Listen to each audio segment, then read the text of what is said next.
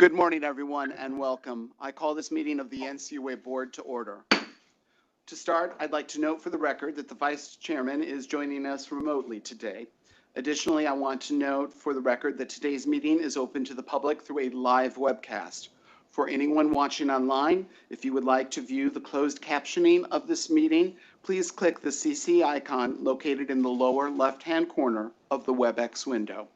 You may also change the layout to one of your choosing by clicking the layout option on the top right corner of the screen. Before we begin, I'd like to recognize several special guests in the audience today, including representatives from the Public Corporation for the Supervision and Insurance of Cooperatives in Puerto Rico, or COSAC for short, as well as individuals with Inclusive, the industry group that represents and advocates for our nation's community development credit unions, as well as the New Mexico State Supervisory Authority. In April, the NCUA and COSAC formally signed a memorandum of understanding to collaborate on and provide staff training opportunities, identify enhanced supervisory approaches, and develop methods to resolve troubled cooperatives promptly. This agreement represents an important milestone for the NCUA-COSAC relationship and a commitment to work together for the benefit of all cooperative members. I have seen firsthand how the cooperative movement in Puerto Rico has changed lives by promoting financial inclusion, economic security, and individual opportunity. The NCUA-COSAC relationship will strengthen COSAC's supervision of cooperativas on the island and lead to a stronger, more dynamic system to benefit the people of Puerto Rico. Please join me in welcoming from COSAC, Mabel Jimenez, Executive President, Michael Jimenez, Legal Director, Pedro Roldan, Vice President of Technical Support, and Miguel Colon, a member of COSAC's board. Please also join me in welcoming two guests from Inclusive who are working closely with COSAC in these endeavors, Pablo Di Felipe, Executive Vice President, and Renee Vargas, Puerto Rico Network Director. Finally, I'd like to welcome Mark Sadowski, Financial Institutions Director with the New Mexico Regulation and Licensing Division. We're pleased you all could join us today. That concludes my opening remarks, but I'll pause here for any comments from the Vice Chairman or from Board Member Hood. Vice Chairman? Yes, sir. Thank you. I'd like to echo your remarks, welcome our friends from Puerto Rico, and echo the chairman about the good work you're doing there. Also like to recognize Director Mark Sadowski from the state of New Mexico. And of course, the one time you come from New Mexico to the DC area, where am I? I'm sitting in Albuquerque, New Mexico. That's just how it is. And lastly, I just want to thank the chairman, board member Hood, and the rest of the staff for accommodating my one-off situation of doing this one remotely. Back to you, Mr. Chairman. Thank you so much. Board Member Hood? Yes, good morning, everyone. And I, too, want to welcome all of our guests here to NCUA this morning. And I especially want to let the folks know from Puerto Rico that I, in my outside opportunities from this board, I'm the chairman of the NeighborWorks America board, and we have very active affiliates there in Puerto Rico. So I hope that the cooperativas there are finding opportunities to work in partnership with NeighborWorks and its affiliates. All of you, we're thrilled to have you here, and thank you, Mr. Chairman. Thank you, Board Member Hood, and you are indeed doing great work with NeighborWorks. Thank you for that. The first item of business on our agenda today is the 2023 mid-session budget. Chief Financial Officer Eugene Sheed will present the item. Good morning, Eugene. You may start whenever you get settled. Good morning, Chairman Harper, Vice Chairman Hoffman, and Board Member Hood. Good morning. Good morning. I'm Eugene Sheed, and I'm here to present the 2023 mid-session budget review. Slide number 2. This is an overview of the operating budget for 2023. The table on this slide shows spending against the budget through May by expense category, with the comparison to the same period for 2022. The columns on the right of the table show the estimated year-end projections. A few key points regarding this slide are that through May, 40% of the budget had been spent, a rate slightly above the spending rate for 2022, and a modest surplus of $1.6 million in pay and benefits and $3.5 million in non-payroll expenses is projected at the end of the year for a total estimated surplus of $5.1 million. These are, of course, point-in-time estimates, and several factors could influence these estimates up or down as we proceed through the remainder of the year. Slide number 3. NCUA offices and my office review spending trends against the plans and trends through May as compared to the board-approved budget as part of our mid-session review. This review also includes an analysis of prior spending patterns, which form the basis of the surplus estimate. The $5.1 million surplus estimate is lower than the mid-session projections that were made in recent years. As we will see on the following slide, the rate of hiring has increased, and thus the number of vacant positions has decreased. Also, spending on travel is occurring at a rate more consistent with budget estimates, unlike recent years when travel spending was well below budget. The table on this slide provides a more detailed breakout of the $5.1 million projected surplus. Slide number 4. This presents an update on the agency's hiring efforts through June of 2023. As of the start of June, 71 employees had entered on duty in the prior 6 months, outpacing by 18 the number of departing employees. This is in keeping with the priority for 2023 to fill vacant positions, especially credit union examiners. This is the primary reason the year-end pay and benefits surplus is projected at $1.6 million, which is well below the comparable $9 million that was projected at the 2022 mid-session review. Slide 5.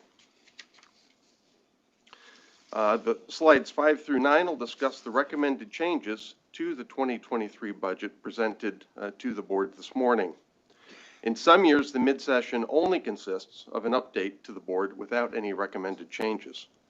This year, the summary of changes is presented on the table on slide 5. In total, I'll discuss 4 changes recommended for the 2023 budget for board approval, which will have a total estimated cost in 2023 of $737,000. Slide 6.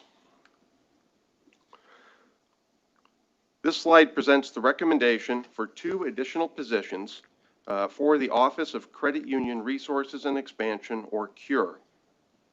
As detailed in the Board Action Memorandum, the Consumer Access Division in CURE processes field of membership, expansion and conversions, bylaw amendments, low-income designation requests, charter conversions, and ad hoc special projects.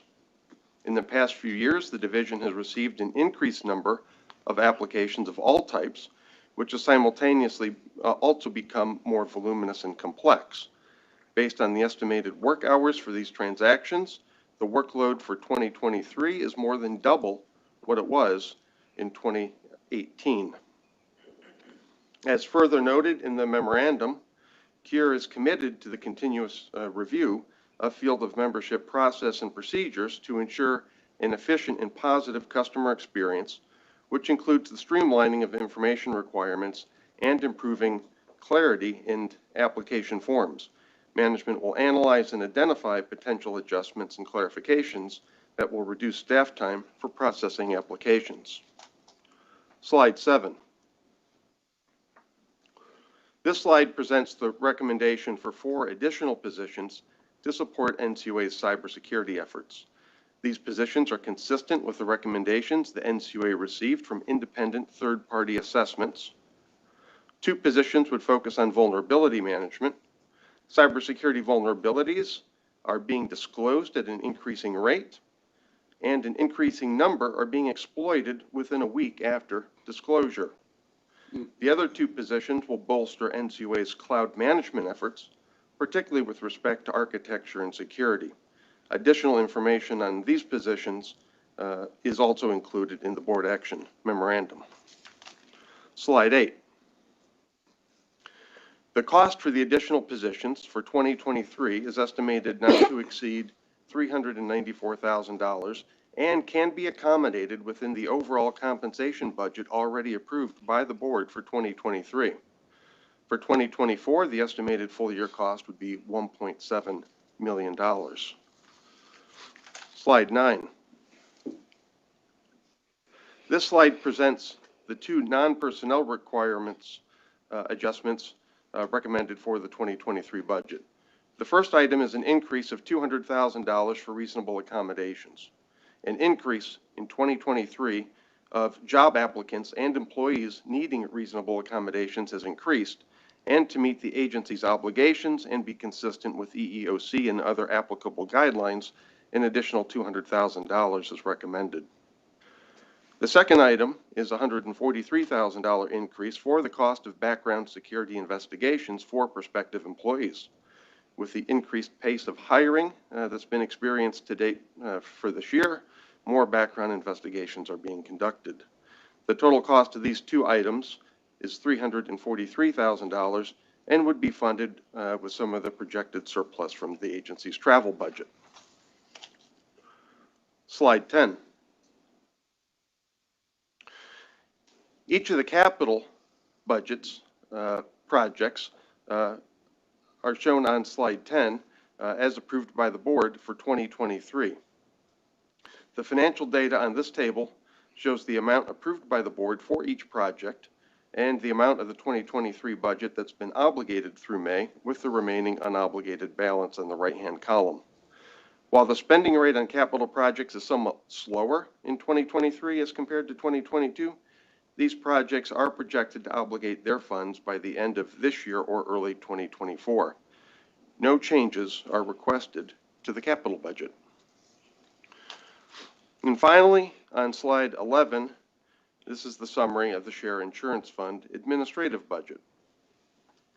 This slide summarizes the status of the Share Insurance Fund administrative budget through May. The budget funds direct costs associated with certain authorized Share Insurance Fund activities.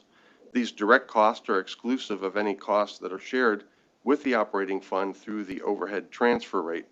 Spending to date on this budget is consistent with its plans and past trends, and so no changes are requested. This concludes my presentation, and I would be happy to answer your questions. Thank you so much, Eugene, for your briefing on the 2023 NCUA mid-session budget. As always, I appreciate you and your team's efforts to prudently manage the resources entrusted to the agency. As noted in your presentation, the NCUA has a mid-session projected surplus of $5.1 million. That's certainly good news. As part of the mid-session budget review process, NCUA program offices have also identified several priority and mission-critical areas needing additional funding or positions to meet current operational needs and address potential risks to the agency. Together, these common sense modifications to the current budget for 2023 would cost $737,000. Specifically, we need to increase funding for the agency's reasonable accommodations program. The NCUA has made strides in workplace inclusion and accessibility for individuals with disabilities. We now need to provide additional funding to support their work. That's just common sense. Over the last 6 months, we have also made strides in our effort to return examiner staffing to budgeted levels. As a result, we now need additional funding to pay for essential background checks associated with these new hires and the NCUA's efforts to fill vacancies in the examiner and leadership ranks. That too is common sense. What's more, while we have a mature cybersecurity operations and procedures here at the NCUA, we must continue to enhance those resources to ensure the agency and the credit union system remain protected. Through recent independent third-party assessments, we have determined that we need to add 4 positions to our cyber squad. Doing so will allow them to respond effectively to potential cyber vulnerabilities and manage and secure the NCUA's enterprise architecture in the cloud. That's common sense as well. And last, the NCUA board has reached a consensus on adding 2 additional positions within the Office of Credit Union Resources and Expansion. CURE's workload associated with approving field of membership expansion requests, charter conversions, bylaw amendments, and other related work has more than doubled in the last 5 years, while staffing levels have remained flat. While the growth in these types of applications is a good thing for the credit union system and facilitates greater access to safe, fair, and affordable credit and services, we must also recognize that it places additional stress on existing staff.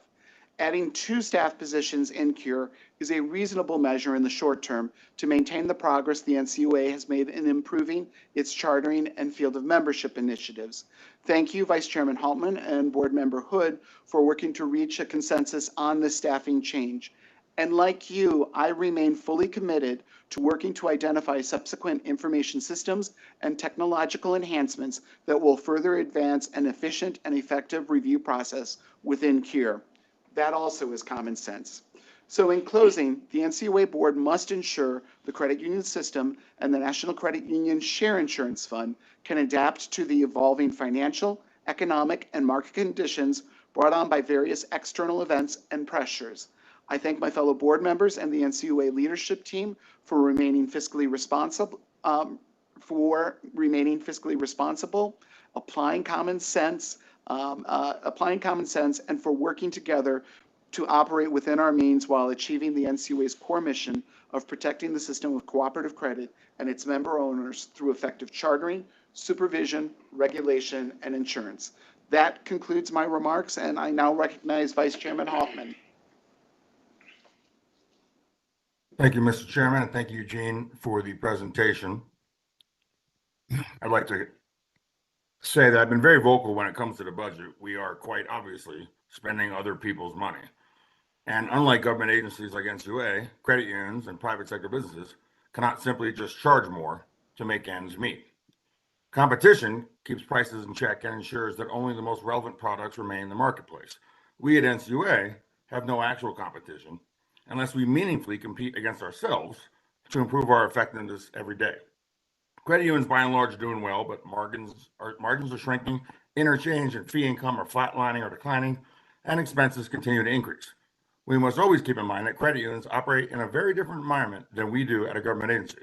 We must also continually work to improve the viability and safety of America's credit unions. This budget, as the chairman mentioned, includes 2 new hires in CURE, Credit Union Resources and Expansion. I'm always somewhat resistant to hiring more staff. CURE directly and immediately impacts the growth of new and existing federal credit unions. I believe it's in the best interest of the credit union movement, individual credit unions, and the Share Insurance Fund to ensure CURE is as productive as possible. I also believe that more staff will not improve long-term productivity before a re-engineering of processes that may be out of date. It is critical that we ensure that the most efficient use of resources to help staff do more with less. I want to thank Chairman Harper, Board Member Hood, and the management for their commitment to a coordinated effort to process improvement within CURE. That concludes my remarks. I have no questions. Back to you, Mr. Chairman. Thank you, Vice Chairman Haltman. Board Member Hood, please begin. Great. Thank you, Mr. Chairman, and thank you, Eugene, for your briefing. I think it's great that we're considering the mid-session budget today, something that this board customarily considers around July of every year. It's important, I dare say, to update the public, including the credit unions that fund the agency's operations, on the status of the NCUA budget. In today's action, the board has agreed to add 4 new positions in cybersecurity and 2 new positions in the Office of Credit Union Resource and Expansion, known as CURE. Staff has already given us very significant justifications for these new positions to the board, so I appreciate that. I also appreciate the Vice Chairman's work to streamline the process in CURE, in addition to adding these vital new positions. Eugene, can you please discuss how some of CURE's workflows will be streamlined based on today's agreement? Yes, Mr. Hood, I'd be glad to offer you some insights on that. One example is streamlining using automation for document management through the use of templates and automated workflows for every transaction. The CURE team is also continuing to work on changes to the field of membership regulations that address address materials submitted by the credit unions and the required reviews by CURE staff. Streamlining applications will ensure efficient reviews and timely processes. And finally, and as noted in the board action memorandum, CURE will continue to support customer service by implementing technical changes that will reduce duplicative or unnecessary administrative requirements follow the time requirements for certain field of membership transaction codes, and implement enhancements to the Capri system that will allow CURE to process all occupational and associational common bond groups, regardless of their potential member size. Great. Thank you for that very detailed response. And also, Eugene, for the record, isn't it all typical to add this many positions at the mid-session budget? So thank you for that question. So I would say that it's not atypical. And I can give you a few examples from recent years. As part of the 2021 mid-session review, the board did several actions that created additional positions, which included creating the Office of Ethics Counsel. Also, some cyber positions were added at that time to the Chief Information Officer's office, and an additional position was added that year to the Office of the Board Secretary. So in that year, 2021, there were a total of 7 positions that were authorized as a part of mid-session. And also in 2019, the mid-session analysis recommended and the board approved the establishment of the Office of External Affairs and Communications and authorized 4 additional positions in that year. Great. Thank you, Eugene. And I just want everyone to know that staff is already drafting the 2024 budget, actually right now as we speak. So at the mid-year point, Eugene, what options do we expect the board to have when we consider the 2024 budget?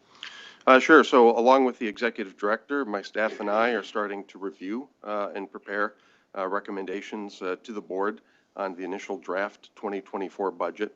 I think the themes will be probably pretty consistent with recent years and also guided by the 2022 to 2026 strategic plan that the board approved last year. The agency, I think, will continue to build on our efforts in promoting access and innovation among credit unions and continuing to strengthen the field workforce, especially in regard to the specialist positions in the 3 regions. I'd also note, and as I mentioned as a part of this presentation, that because the staffing levels have come up and travel is occurring at a more consistent pace to the budget, that the surplus projected at the end of the year, which in recent years has then helped to offset the future year's budget, is expected to be significantly smaller for the end of 2023 going into 2024. Got it. Thank you. And also, though, Eugene, we did sort of during a previous mid-session budget, we discussed the large amount of funds in the cash operating fund, which is a little different than what you just mentioned, which ultimately led to the NCUA issuing a $15 million refund to our credit unions. Can you please discuss the cash operating fund since that refund was last issued? Sure, I'd be glad to. The cash in the operating fund is, anyone can see it. It's on our website and most recently posted the 2023 May financial statements. And it shows that our current cash and cash equivalents in the operating fund at $184 million, which is kind of its high point for the year because we collect the operating fee in April. Exactly. So it then gradually goes down during the course of the year. But to give a comparison to the prior year, May 2022, the available cash is $8 million lower, which is reflective of that return of funds. And so we'll monitor that on an ongoing basis through the rest of the year. And when we get to the point in time in which we make the recommendation for the 2024 budget, we'll have an updated estimate as to the cash position and whether, again, we can recommend any offset to the future operating fee. Very well. And I just have a couple of more questions. Eugene, how much more in income do we expect to make this year because of the increase in interest rates relative to last year's baseline? Yeah, so we do invest a portion of the operating fund cash holdings and overnight investments with Treasury. And this allows us to earn income as a part of that for the cash that we don't immediately need to pay NCUA's bills. In 2023 budget, we estimated, based on sort of historical trends, that we'd collect about $1.9 million for the year. So far through May, we've already collected $2.4 million. So we are, at this rate, more than doubling, assuming kind of the current state interest rates will more than double our income this year. I really like that. Yeah. Thank you. Mhm. That concludes my questions for you, Eugene. But I will just note you all, earlier this week, the NCUA hosted the International Credit Union Regulators Network at our agency here in Alexandria. And I want you all to know that NCUA, as our country's prudential regulator, is considered a beacon of light and quite informative as it comes to the work that we're doing here to keep our 135 million members of credit unions accounts safe and the work that we've done to foster greater financial inclusion and access. One of the things I would be remiss then if I didn't tell you that stands out at our agency is our transparency as a board and our transparency as a regulatory entity. People love the fact that we give you all an opportunity to opine on our rulemakings and an ability to opine also on our budget, which is quite unheard of for an independent agency such as ours. Normally, you would have this level of oversight and review if you were an appropriated agency. But for us, I think it just shows the transparency that we work diligently here to foster. So please know, everyone, we are really well regarded, and I'm happy to be a part of a system here in the United States that really propels our 4,700 credit unions to serve their members, undergirded by that ethos of people helping people. So thank you, Mr. Chairman. I yield back my time. Thank you, Board Member Hood, for those observations. I completely agree with you on the great work of iKern. I also appreciate it, pointing out the more than doubling of interest income. That's always a nice benefit when you see it. Vice Chairman Hauptman, is there a motion? Yes, sir. I move that the board approve the recommendations for the chief financial officer as attached to the board action memorandum. Is there a second to the motion? I second. There is a sufficient second. All those in favor say aye. Aye. Aye. All those opposed say nay. The ayes have it, and let the record show the motion passed 3-0. Thank you, Eugene. That concludes our discussion for the 2023 mid-session budget. The final item on our agenda today is Final Rule, Part 701, Appendix A, Federal Credit Union Bylaws, Member Expulsion. Rachel Ackman, Senior Staff Attorney with the Office of General Counsel, will present. Good morning, Rachel. It's always good to see you here at the table. You may start whenever you are ready. Thank you. Good morning, Chairman Harper, Vice Chairman Hauptman, and Board Member Hood. Today, I'm here to present for the Board's approval a final rule on the Federal Credit Union Bylaws. The final rule implements the Credit Union Governance Modernization Act, which Congress enacted last year. Under this statute, the NCUA has 18 months to develop a policy by which a federal credit union can expel a member for cause, and a final rule must be in place by September 15th, 2023. As background, before the Modernization Act was enacted, there were only two ways to expel a member. First, a 2/3 vote of the membership present at a special meeting, and second, for non-participation. In 2019, when the Federal Credit Union Bylaws were last amended, commoners requested that the NCUA expand the options to expel members. Generally, commoners were concerned about violent and disruptive members and their ability to protect credit union employees and other members.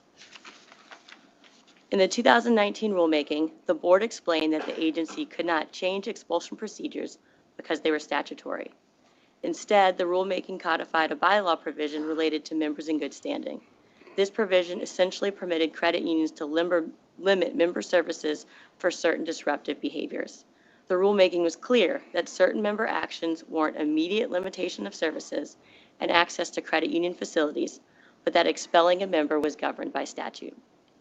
However, in March of last year, Congress enacted the Modernization Act, which amended the Federal Credit Union Act to allow a Federal Credit Union Board to expel a member for cause by a 2/3 vote of a quorum of its directors.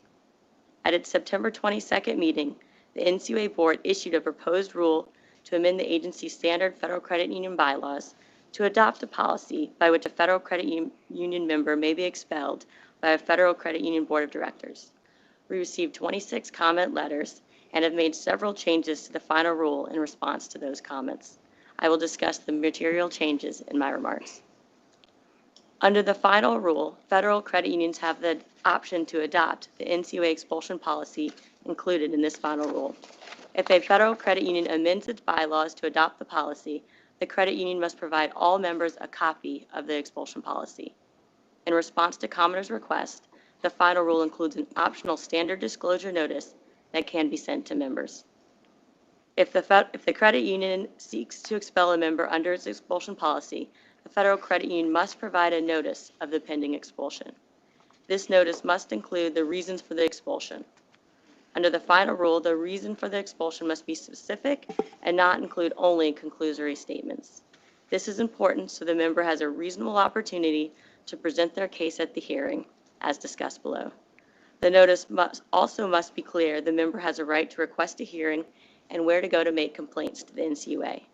In response to commenters, the final rule also includes additional information about what must be included in the notice. All members potentially subject to expulsion may request a hearing. Members have 60 days to request a hearing or are automatically expelled. The Act does not provide any information on the hearing, but the final rule permits federal credit unions to hold in-person or video conference hearings. In response to commenters, in certain cases, the final rule would also permit telephonic hearings. After the hearing, the Federal Credit Union Board has 30 days to vote on whether to expel the member. If either 60 days pass and the member doesn't request a hearing, or the board votes to expel the member after the hearing, then the Federal Credit Union must provide a second notice to the expelled member. The final rule requires that this notice include information on the status of the member's account, any deductions from their account, and should include a response to the member's statements made in the hearing, if applicable. An expelled member will also have an opportunity to request reinstatement. The final rule also includes what actions would merit expulsion. The actions include a substantial or repeated violation of the membership agreement, a substantial or repeated disruption, including dangerous or abusive behavior, or fraud and certain other illegal conduct. A few changes were made here in response to comments. For example, the final rule includes a catch-all for abusive behavior that is related to credit union activities that do not occur on credit union premise. Additionally, the rule also makes clear that using inappropriate language, such as racist or sexist language, falls under abusive behavior. That concludes my prepared remarks, and I'm happy to answer any questions you may have. Thank you, Rachel, for your presentation and, as always, for your good work on finalizing the statutorily mandated rule on federal credit union member expulsion procedures. While I'll vote in favor of today's final rule, I continue to believe that credit unions should use these new powers sparingly. In other words, credit union member expulsion should be the exception and not become the rule. The Credit Union Governance Modernization Act requires the NCUA board to develop a policy by which a federal credit union may expel a member for cause. It is, however, important that credit union boards balance this expulsion power with the members' rights. That's because credit unions must remain true to their mission of promoting access to safe, fair, and affordable financial services, especially for those of modest means. The final rule we are considering today strikes a balance between addressing the legitimate concerns over providing services to violent and disorderly members and providing due process rights to credit union member owners. These rights include proper disclosures, hearings, and appeals processes. As noted earlier, the final rule retains the proposed rules provisions on limitations of services. Keeping these measures in place provides flexibility to a federal credit union's board of directors to address member behavior. Additionally, the final rule clarifies what constitutes, quote, a member not in good standing, unquote, to match the disorderly behaviors listed in the Credit Union Governance Modernization Act. Additionally, the final rule states that a federal credit union may expel a member only if the credit union has provided, in written or electronic form, a copy of the expulsion policy to each member. This notice can be provided as part of the credit union's membership agreement or the account terms and conditions. Regardless of the delivery method, it's vital that member owners know the grounds for their expulsion and their due process rights. That brings me to my first question, Rachel. Can the behavior of a member outside of or unrelated to the credit union be a factor in the member's expulsion? For example, if a member hacks into a credit union's website but causes no material damage, could that member be subject to expulsion? Thank you for that question. No, the behavior must be related to the credit union's activities. So here in this example, the unauthorized access, it is related to the credit union. So it's likely that would either violate the credit union's membership agreement or it could also be unauthorized access to the credit union property or threatened harm. So here the member could be expelled. Could be expelled. Thank you for clarifying that point. Now, what if the member commits a crime outside of and not directed towards the credit union or anyone in the credit union, like stealing a car? Would that member be subject to expulsion under this final rule? No, in that case, the behavior, it's not related to the credit union activity, and the member would not be able to be expelled. Thank you for explaining that this rule doesn't include committing crimes or disorderly behavior unrelated to a credit union's activities. The final rule also provides credit union members being considered for expulsion the ability to request a hearing. Hearings could be conducted in person, assuming there are no safety concerns, or virtually. Hearings, however, must address only the behavior explicitly outlined in the notice provided to the member. Let me emphasize the importance of fairness and due process to credit union members. Hearings should be held in a fair, reasonable, and consistent manner. Also, a credit union must vote on an expulsion within 30 days after the hearing or 60 calendar days after receipt of the notice if there is no hearing. That brings me to my next question about a member's rights after an expulsion vote. Rachel, what rights does a member have to appeal or challenge an expulsion vote and request reinstatement? So first, there's no appeal rights included in the statute to the NCUA. A member could file a complaint with the NCUA, and that has to be included with the notice that they can file to the Consumer Assistance Center. The member could also make a reinstatement request. We say that every member is entitled to one reinstatement request to the credit union, and that can serve as a form of an appeal. And finally, there might be private rights of action available to the member, and that might also be a form for an appeal. Thank you for your response and for noting that members can file complaints with the NCUA's Consumer Assistance Center if the dispute cannot be resolved directly with the credit union or through independent legal action if the federal credit union does not provide fair and reasonable hearing procedures. Finally, Rachel, going forward, how will the NCUA track the number of expulsions to determine if there's a disparate impact on members and communities? Can you also explain the record-keeping requirements credit unions will have in place in expulsion cases? So, credit unions under the final rule are required to maintain records for 6 years. So those records should include general information related to the member, loan files, and then specific information related to the expulsion. And examiners can review these records during the regular scheduled exam. Great. Thank you for clarifying those points. The powers granted in the Credit Union Governance Modernization Act must not be used as a tool to facilitate financial exclusion. In implementing its member expulsion policies, a federal credit union must remain on watch for the potential for discrimination, including disparate impacts on an arbitrary treatment of members. While the NCUA will review these policies and resulting expulsions during examinations, each federal credit union should also periodically review its expulsions to ensure there is not a disparate impact created by the credit union's policy itself. In other words, we want to make sure that not just one demographic group is getting expelled while others are not. We want to ensure that fairness truly is happening through this process. Lastly, the final rule on the Credit Union Governance Modernization Act are not pathways to remove potential problems. Both the statute and this final rule clearly state that credit union members cannot be expelled due to or in retaliation for their complaints filed with the NCUA or any other regulatory agency like the Consumer Financial Protection Bureau or the Federal Trade Commission or law enforcement agencies. And employees or former employees who are credit union members cannot be expelled for any protected whistleblower activities. That concludes my remarks. I now recognize Vice Chairman Altman. Thank you, Mr. Chairman, and thank you, Rachel, for the presentation. I want to reiterate what Chairman Harper said about people should reach out to NCUA, the ombudsman, the board, if they feel they've been expelled inappropriately. It's possible a credit union out there does not follow this rule. It's also possible that we at NCUA maybe didn't get it perfectly right the first time.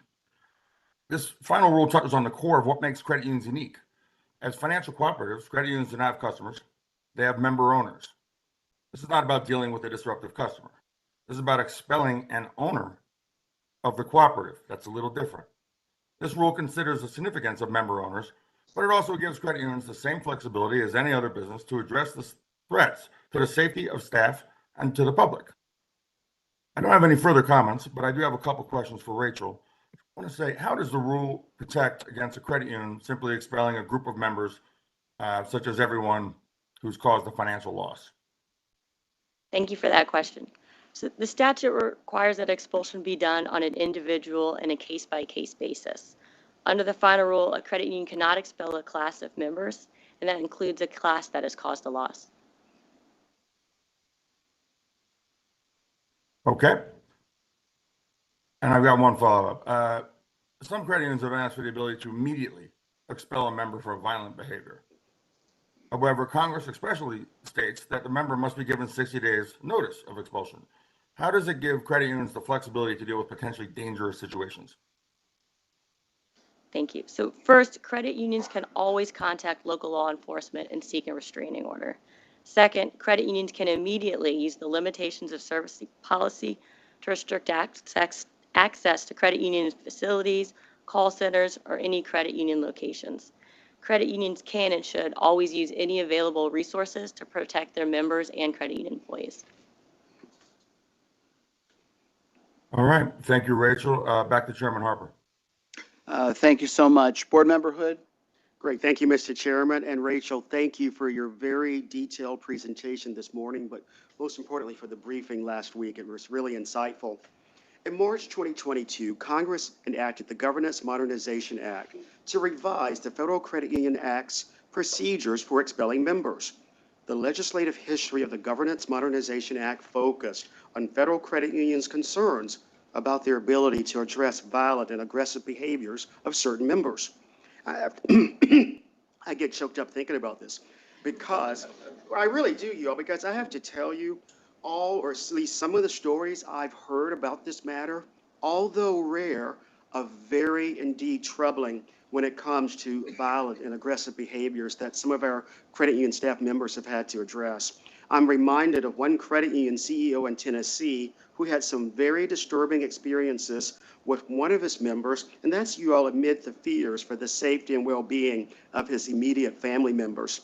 So, today's final rulemaking notes the board is focused on improving access to financial services, in part through its Advancing Communities Through Credit, Education, Stability, and Support initiative. And I'm so delighted that Natasha McAdoo gets to head that. As part of this initiative, the NCUA is working to expand the availability of credit to stimulate economic growth and improve the financial well-being of all Americans.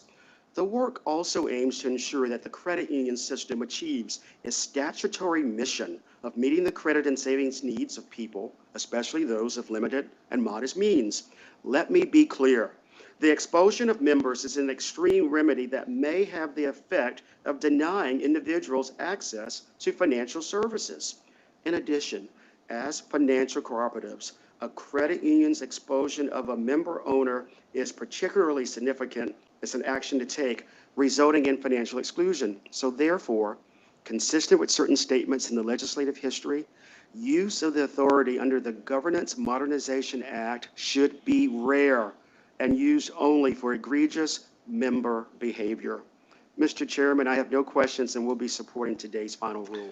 Thank you so much. Board Member Hood, is there a motion? Yes, I move that the board approve final rule, part 701, Appendix A of NCUA's rules and regulations as attached to the board action memorandum. Is there a second to the motion? Yes, sir. I second the motion. There is a sufficient second. All those in favor say aye. Aye. Aye. All those opposed say nay. The ayes have it, and let the record show that the motion passed 3-0. Before we conclude our board meeting today, I would like to remind everyone that the NCUA board will next meet in September, where we are hopefully on track to consider a couple of initiatives that are very important to board member Hood, including the loan participation financial innovation rule. And I also hope that we will be getting closer to the second chance rule that is going to take our policy and move it into a rule pursuant to recent congressional action. I also hope that staff will use their August vacations to rest and recharge. That concludes my remarks, but I'll recognize the Vice Chairman for any closing comments that he might have. Thank you, Mr. Chairman. Look forward to that break. I know that it's still work time for us. And again, I just want to thank everyone who helped accommodate me doing this remotely today. Thank you. No, thank you so much. And Board Member Hood? Great, thank you, Mr. Chairman. And I too want to wish all of you a wonderful summer season. And I must also say, I'm going to go off scripture a little bit. Not only am I wishing you all a great summer season, but the scriptures remind us that to everything there is a season and a time for every matter or purpose. Where for me, you all, I entered a new season in my life in this very boardroom in April of 2019 when I was sworn in as the 11th chairman of the National Credit Union Administration. I took the oath here right there to the podium to the right of me and the chairman, and I'm going to quote what I said then. I always saw our agency's mission in simple terms. It was about people helping people. That was what steered me into my work in financial services the past 25 years, providing services to and advocating for the needs of underserved and marginalized communities. That commitment still guides me today, and it's the core value I bring with me to the NCUA. And I end that quote, and I certainly hope that as I sit before you all some 4.5 years later, that I have lived up to that commitment that I made here in this boardroom by demonstrating a fidelity to the tenets of safety and soundness, while also striving to provide financial access and inclusion for the nearly 135 members of our country's credit union system. In the coming weeks, there will be another season that I will be beginning in my life as my term on the NCUA board comes to an end. So I would like to at this time thank Linwood Brooks, who has served both as my chief of staff and now senior policy advisor, and Hallie Williams-Haley, who works for us out of Chattanooga, Tennessee. I want to thank them all for their hard work and support in my role, again, as chairman and board member. So, Mr. Chairman, I so look forward to working in partnership with you and the board and the White House to ensure a seamless transition as NCUA prepares to welcome its next board member. Thank you all, ladies and gentlemen, and again, have a great summer season. I think that's a beautiful statement, and I think that you have summed it up extremely well, all of your contributions over the last 4 years, and indeed, really, I think it's about 6.5 years of full service on this NCUA board. I do have one question for you, and that is, why do I have more gray hair than I did 4.5 years ago, and you don't seem to have any gray hair? It's because you have hair. But again, I'm looking forward to seeing you in September and going forward, and that concludes our agenda for today. There being no further business, we are here.